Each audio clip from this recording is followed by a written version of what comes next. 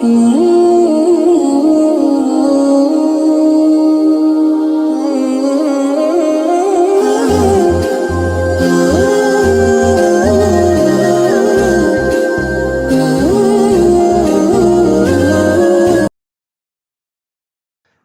walhamdulillah, wassalatu wassalamu ala rasulillah. Assalamu alaikum wa rahmatullahi wa barakatuhu. Hurmatly musulman bir tuğanım, bugün dağı İbn Hajar al-Haytami rahimahullah ta'ala'nın kitabından sabah uzunlayız. Şeyh aytab, el-kabiratu salisa, üçüncü günah. El-gadabu bil batil, batıldan açılanı. Vel-hiqtu, jana kek saqtu. Vel-hasadu, jana goralbastıq qılu деген üç sıfatты bir baptın aslında alып келеді. Әлбетте бұл үч башка күнөө болуп эсептелинет. Ачуулануу жана кек сакташтык жана көрө албастык үч башка өзүнчө күнөө. Бирок шейх бул жерде бир баптын астында алып келет. Бул нерсени баяндап өзү төмөндөгүчө түшүндүрүп берет. Анткени бул үч сыпаттын дейт ортосунда бири-бирине болгон тыгыз байланыш бар. Көрө албастык бул жүрөктөгү кек сактоонун айынан келип чыгат. Ал эми жүрөктөгү кек сактоо бул ачуулануудан келип чыга турган сыпат болуп эсептелинет деп. Мына ошон үчүн мен үчөөнү бир сыпаттын катарына киргиздим деп. Үчөөнү бир күнөө деп мен эсептеп койдум деп шейх рахималлах таала айтып атат. Анткени эгерде адам бирөөнүн ачуусуна тие турган болсо, мына ошол ачуусу келген адам ошол адамдан өчүн ала албай кала турган болсо, анын жүрөгүндө ошондой бир өч алуу деген бир кек пайда болот. Мына ошонун айынан көрө албастыкка барат, хасатка барат. Мына ошого ар кандай жаман күмөндөрдү кылат, ар кандай жаман ойлордо болот. Эгерде ошол адамга бир жакшы неемат келген болсо, бир жакшылыктарга, ийгиликтерге жеткен болсо, мына ошого көрө албастык кылып, инсандын жүрөгүндө ошого болгон бир ичтардык, ошого болгон бир кек, ошого болгон бир ачуулануусу болгон себептүүдөн артынан бул көрө албастык келип чыгат. Ошол үчүн бул үч сыпатты мен бир сыпаттын астына киргиздим деп шейх бул жерде баяндап берип атат. Эми биринчи сыпатына токтолобуз. Бүгүн биринчи сыпатына токтолобуз. Ал-гадаб бил батил деген. Батылдан ачуулануу деген сыпатка келебиз. Ачуулануу бул инсандын табиятына бар нерсе. Аллах Таала инсанды жараткан кезде эле инсандын табиятына ушул ачуулануу деген сыпатты кошуп жараткан. Кандай эле инсанда ошол жакшы көрүү, бирөөнү жек көрүү, же бирөөгө болгон ашыктык, же болбосо бирөөгө болгон ушундай бир боорукердик, мээримдүүлүк сыпаттар болгон сыяктуу эле инсанда да бул ачуулануу деген сыпат сөзсүз түрдө бар. Ачуулануу деген энергияны Аллах Таала адам баласын жараткан кезде эле кошуп берген. Бирок бул сыпат эки түргө бөлүнөт. Биринчиси макталган сыпат болуп калат ачуулануу. Экинчиси шарият кайтарган мазмун, жемеленген сыпат болот. Ошол нерсени инсан кыла турган болсо, биз жогоруда айткан чоң күнөөгө түшүп калат.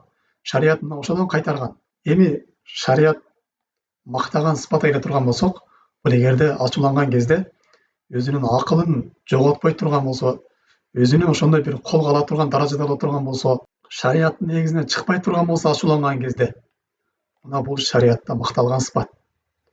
Же болбосо ошол ачууланганда бул дин себептүү ачуулана турган болсо, өзүнүн эже карындаштарын кызганып ачуулана турган болсо, өзүнүн динин коргоюн, өзүнүн ушул жерин коргоюн деп ушундай күйүттөн бир ачуулана турган болсо, анда бул шарият макталган сыпат болуп эсептелинет. Ал эми экинчи бул шарият жамандаган сыпат бул эмне?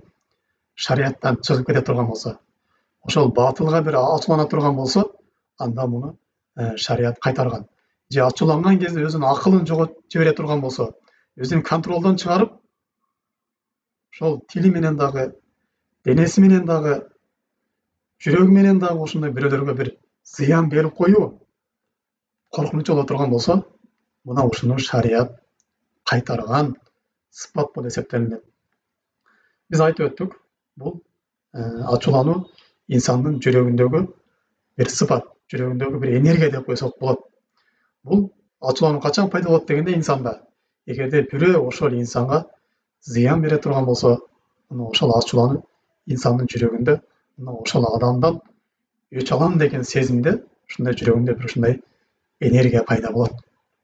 Егер ошол жерде өч алып кала турган болса, өч алып өзүнүн болгон чыгарып кала турган болса, анда бул жүрөктөгү ошол ачулану деген сыпат кайтат. Ал эми өч ала албай кала турган болсо, анын жүрөгүндө ошол өч алам деген сезим калып калат. Ошондуктан бул жүрөктөгү ушул өч алуу боло турган нерсе. Бул сыпаттын жүрөктөн жоголуп кетиштигин шарият өзү кайтарган. Мисалы үчүн кандай? Имам Шафи рахималлах айтат: кимдин бирөөгө ачуусун келтире турган болсо, ал ачууланбай турган болсо, анда ал эшек экен деп айткан да. Анткени неге? Жүрөктөгү кызганычтык сезимдери кетип калыштык. Жүрөктөгү ошол динге болгон кызгануу сезимдери кетип калыштык. Жүрөктөгү ошол өзүнүн бир тууган карындаштарына, эжелерине болгон кызганыч себептери кетип калыштык. Жүрөктөгү уяттуулук кетип калыштык. Ошол арам ишти көргөн кезде, өзүнүн карындашын ушундай бир жаман абалда көргөн кезде, өзүнүн карындашын, өзүнүн бир туугандарын ушул кур болуп аткан абалда көргөн кезде, жүрөгүндө бир ачуулануу пайда болуп, жүрөгүндө бир кызганыч пайда болуп, козголбой турган болсо, бул шариятыбызда кайтарылган сыпат болуп эсептелинет. Анткени пайгамбар саллаллаху алейхи вассалам айтат: "Ла ахадун агhyar min Allah" дейт. Аллах Тааладан өткөн кызганычтуураак эч ким жок дейт. Аллах Тааланын кызгануусу, эгерде жер бетинде күнөө иштер жасала турган болсо, Аллах Таала ошол нерседен кызганып, ошол нерседен ачууланат дейт. Жүрөктөгү кызганыч болуштук, жер бетинде күнөө боло турган болсо, ошол нерсеге кызганып, ачууланыштык бул инсандын жүрөгүндө сөзсүз түрдө болуш керек. Бул нерсе жок болуп кетиштигин шариятыбыз кайтарган. Буларды шариятыбызда даюс деп коет. Даюс бейишке кирбейт деген. Бул кимдер? Эгерде күнөө болуп аткан болсо, ошол күнөөдөн кызганбаштык, ошол күнөөгө ачууланбаштык, же болбосо эже карындашы көчөгө шариаттын негизинен чыгып, ачылып чачылып чыгып кетип турган болсо, өзүнүн авратын көргөзүп, ошол нерсеге ачууланбастан карап отуруштугу, бул жүрөктө кызганычтын кетип калгандыгы, бул шариятыбызда кайтарган сыпаттардан болуп эсептелинет. Андан кийин шарият мактаган ачуулануу бул не?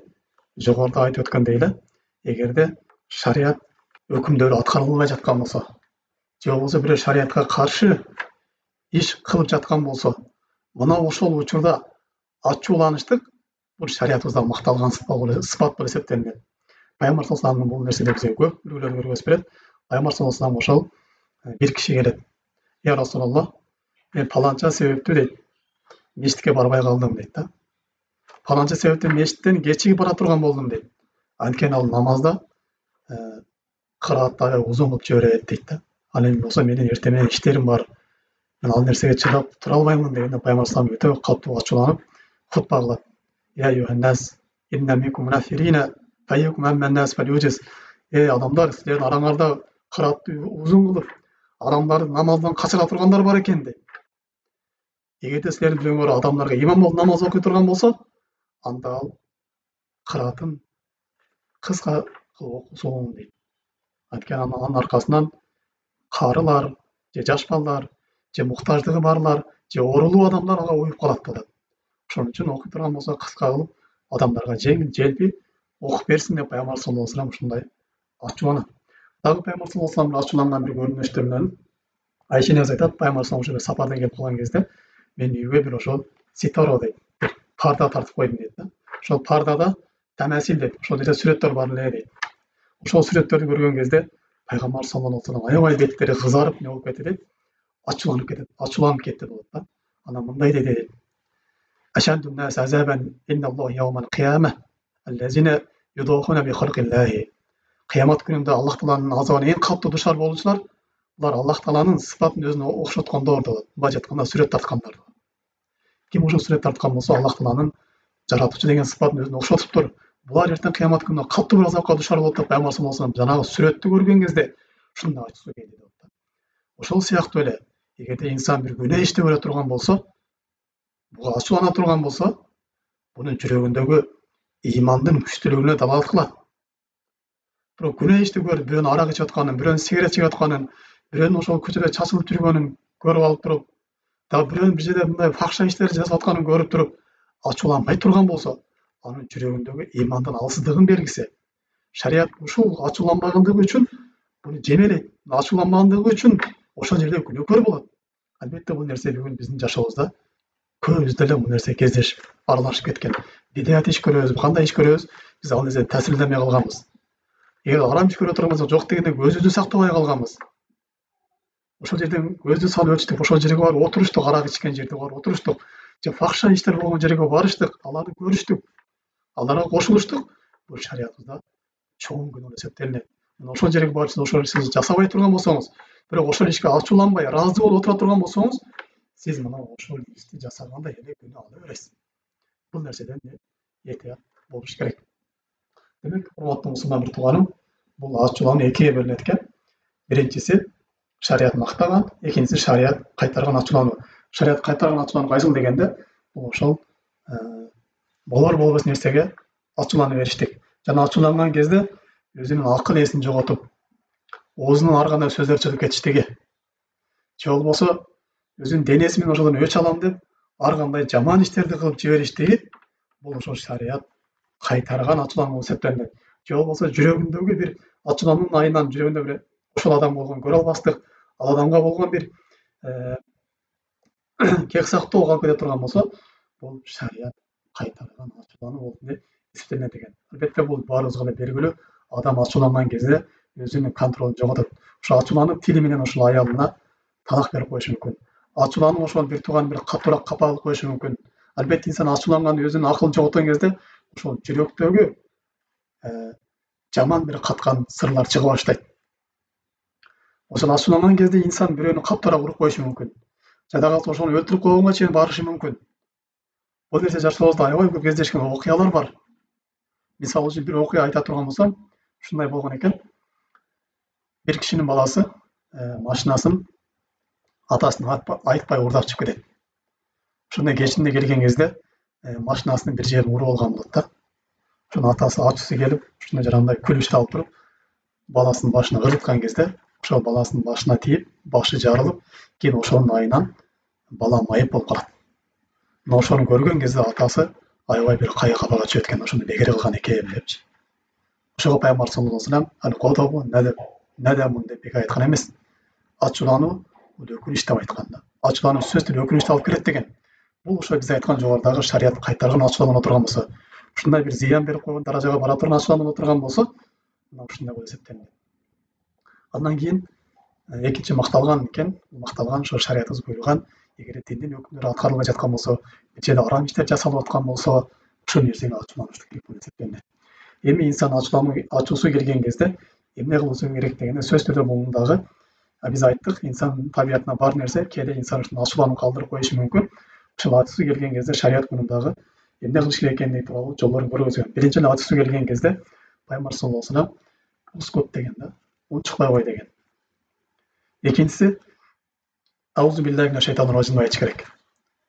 Буга дагы болбой турган болсо инсан отуруп алыш керек. Буга дагы болбой турган болсо жатып алыш керек да. Ошон үчүн пайгамбар саллаллаху алейхи ва саллям хадисинде эгерде силердин бирөөңөр ачуулана турган болсо деп, деген да. Ал өзүнүн бетин жерге тийгизсин деген да. Алымдар бул нерсени тафсирлеп, ал сажда кылсын деп тафсирлеп беришкен. Жана ошондой эле дагы инсан ачуусу келген кезде ал даарат алыш керек болуп эсептелинет. Мына ошондо инсандын ачуусу кайтат. Жана ошондой эле дагы инсан ачуусунун алдын алыш үчүн бул ачуулануунун ачуусун жутуунун фазилетин үйрөнүш керек. Бунун фазилети динибизде аябай бийик. Пайгамбар салам айткандай эле, кимде ким ачуусу келип туруп, ошо бирөөнүн өч алууга кудурети жетип туруп, ошол өч албай кое турган болсо, ачуусун жутуп кое турган болсо, эртең кыямат күнүнө барган кезде Аллах та буну ошол калайыктын алдында өзүнүн каалаган 70.000 хуррайын кыздардан тандап алууга ыктыяр берет. Башка бир хадистерде ким ачуусу келген кезде ачуусун жута турган болсо, Аллах таала ал адамга эртең кыямат күнүндө ага Аллах таала өзүнүн каарын көргөзбөйт деген да. Ошондон урматтуу мусулман бир тууганым, сиздин ачууңуз келген кезде Аллах тааланын сизге болгон меримдүүлүгүн, сизге болгон кечиримдүүлүгүн эстеңиз. Сиз ошону кечирип жибере турган болсоңуз, эртең Аллах таала сизди кечирип жиберет. Мына ушу менен бүгүнкү сабагыбызды жыйынтыктайбыз. Кийинки сабагыбызда kek saqto degan temaga o'tamiz. Andan keyin ikkisini javob ko'ra olmaslik o'tamiz. O'shintib 3 temani to'liqlaymiz inshaalloh. Subhanakallohumma bihamdik ashhadu an la ilaha illa anta astag'firuka va atubu ilayk. Assalomu alaykum va rahmatullohi va barakatuh.